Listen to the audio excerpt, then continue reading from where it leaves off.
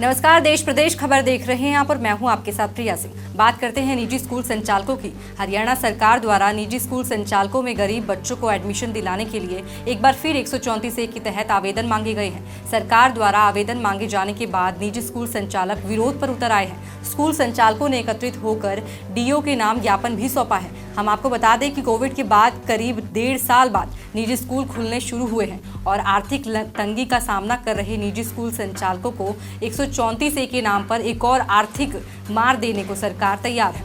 देखिए हमारी ये रिपोर्ट। हरियाणा सरकार द्वारा निजी स्कूल संचालकों में गरीब बच्चों को एडमिशन दिलाने के लिए एक बार फिर 134A के तहत आवेदन मांगे गए हैं। कुछ महीने पहले सरकार की तरफ से मैसेज दिया गया था कि 134A के तहत एडमिशन केवल मॉडल संस्कृति विद्यालयों में दिए जाएंगे।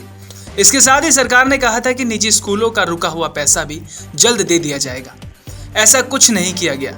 सरकार ने जल्दबाजी में फिर से 134A के तहत खाली सीटों का ब्यौरा मांगा गया।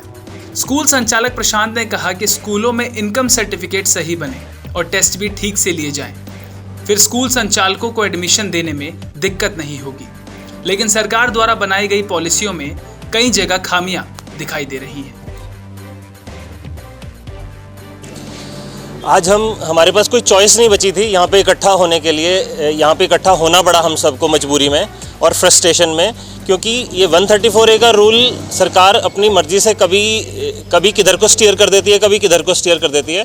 अभी कुछ महीने पहले हमें मैसेज दिया गया था कि इस साल से नए 134A के एडमिशन नहीं होंगे और सारे के सारे एडमिशन मॉडल संस्कृति स्कूलों में किए जाएंगे और हमारा बकाया पैसा भी दे दिया जाएगा जो पुराने बच्चे हमारे पास पढ़ रहे हैं, जो 4-5 सालों से 6 सालों से पढ़ रहे हैं। लेकिन ऐसा कुछ भी नहीं किया गया और सडनली बिना नोटिस के हमारे को 4 दिन का टाइम दिया गया कि अपनी वैकेंट सीट्स दीजिए।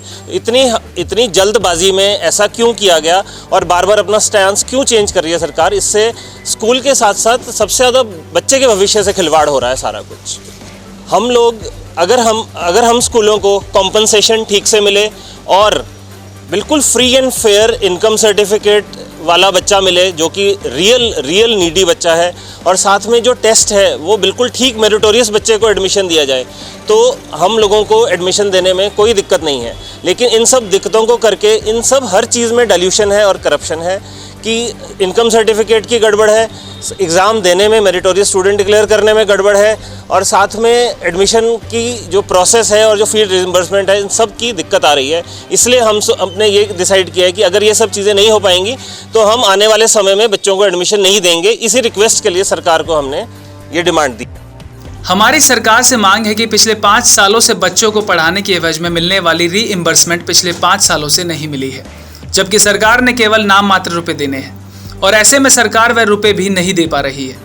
हमारी डिमांड है कि नए एडमिशन से पहले हमारी पुरानी पेमेंट की जाए।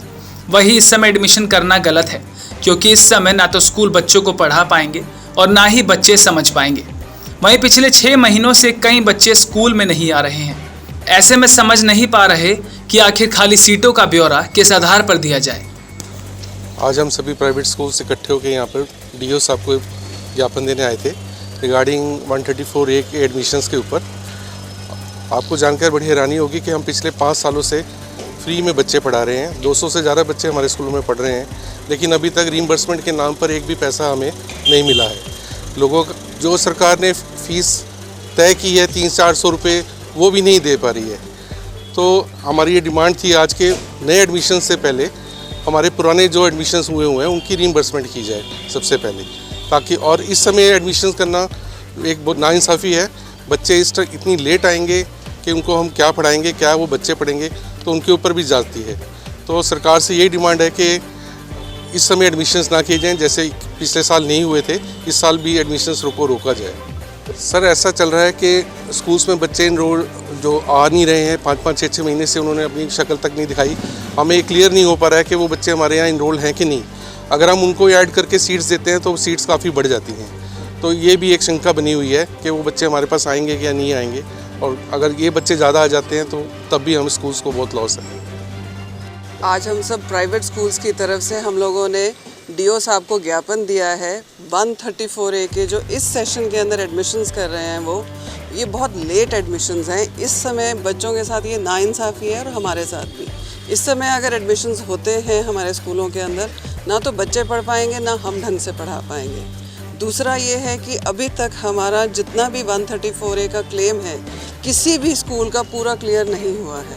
अगर गवर्नमेंट हमसे उम्मीद करती है कि हम 134A के बच्चों को फ्री में पढ़ाएं और बाद में पैसे दें, तो बाद में बहुत लेट ना दें गवर्नमेंट हमारे को, पहले वो क्लियर कर दें। And we are ready to cooperate with the government also कि हम अपने तरफ से भी उसके अंदर रजिस्टर कर देंगे हमारे पास जितने बच्चे हैं, तो वो पैसा पहले क्लियर किया जाए। उसके लिए बहुत ज़्यादा हरासमेंट हो चुकी है, क्योंकि हर साल हम भर के भेजते हैं, हर साल अलग अलग तरीके से कहा जाता है कि न सिर्फ नए बच्चों का दो, पुराने बच्चों का मत दो। तो वो एक बहुत बड़ी हरासमेंट है इस कोविड टाइम्स के अंदर, जहाँ पर स्कूलों के पास रिकवरी नहीं है, पैसे नहीं हैं, और ये एक एक्स्ट्रा एडेड बर्डन है स्कूलों के ऊपर। स्कूल वाले मिलने आए थे, क्या बात है, उनकी क्या डिमांड्स थी? जो प्राइवेट स्कूल से आए थे, इनकी रिप्रेजेंटेशन एक मेमोरेंडम दिया है इन्होंने डीओ सर के नाम। तो इनके जो भी पॉइंट्स हैं कि इनकी कुछ फ़ीस की पेमेंट्स नहीं आई हैं, तो उसके रिगार्डिंग हम आगे भेज देंगे जो इनका बैलेंस अमाउंट है। और जो टेस्ट हैं वो फेयर होते हैं, इसमें अनफेयर इन्होंने लिखा है, ऐसा कुछ नहीं है। हर बार जो होता है तो इसमें और इनकम सर्टिफिकेट अगर फेक है, अगर कोई फेक देता है तो उस पर कानूनी कार्रवाई होनी चाहिए। ये मैडम ये कह रहे हैं कि अगर हमारी पिछले 5 सालों से 134A की रीइंबर्समेंट मिली है, उसके बारे में भी उन्होंने कहा है, उसके बारे में क्या कहा? नहीं, रीइंबर्समेंट नहीं आई है तो डायरेक्टरेट में हम उसको दोबारा से लिख के भेजेंगे। मैंने इनको कहा है कि वो अपनी रिक्वेस्ट जिसकी नहीं आई है वो रिक्वेस्ट भेज दें यहाँ पे, हम दोबारा से उसको जो है उनकी रीइंबर्समेंट के लिए दोबारा से लिख दें।